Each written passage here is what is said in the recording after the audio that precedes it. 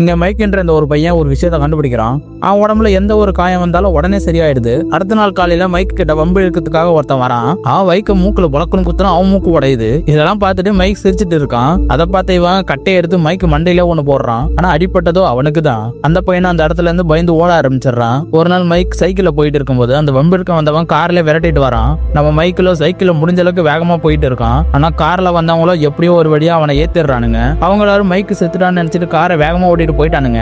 ஆனா மைக்குக்கும் ஒண்ணுமே ஆகல. சரி அவனுக்கு அதோட விடுவானு பார்த்தா இது போதாதுன்னு மைக்கோட அம்மா கிட்ட போய் உம்பிழுக்கலான்ட்டு இவங்களோட கார்ல இருக்க செயின் அவங்க வீட்டோட கார்னர்ல கட்டிடுறானுங்க. அப்புறம் காரை எடுத்த உடனே அந்த வீடே சாஞ்சிருது. நல்லா தூங்கிட்டு இருந்த மைக்கோட அம்மா அங்கிட்ட இங்கிட்ட என்னடா பண்றது தெரியாம தவிச்சிட்டு இருக்காங்க. அங்க தெரியாதனமா கேஸ் லீக் ஆகவும் மைக்கோட அம்மாவால கதவை திறக்க முடியாத காரணத்தினால அங்கேயே அவங்க இறந்து போயிடுறாங்க. மைக்கோ பயங்கர கோவத்தோட அவங்கள பழி வாங்கணும்னு கிளம்புறான். அங்க தண்ணியில புடிச்சு நிற்க ஒருத்தனை பார்த்துட்டு இவனோட கழுத்தை புடிச்சு நெரிக்கிறான். பார்த்தா அவங்க இறந்து போயிடுறான்.